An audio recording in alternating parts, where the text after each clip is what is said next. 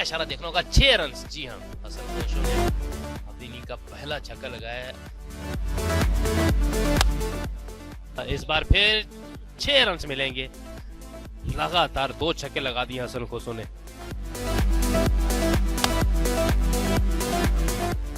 एक बार फिर हसन खोसो की बेहतरीन बाउंड्री 4 रन के लिए।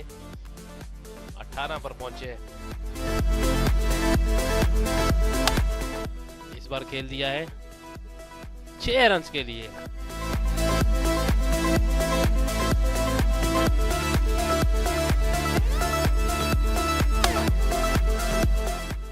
और 9 बॉल पर 6 रन हासिल कर लिए हसन खोसो ने।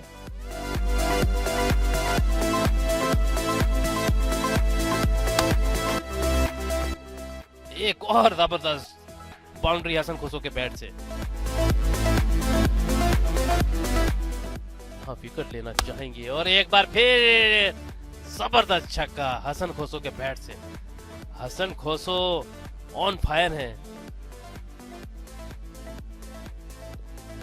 हसन खोसो परवेज लारा की इस गेंद को 6 रन के लिए खेल दिया है।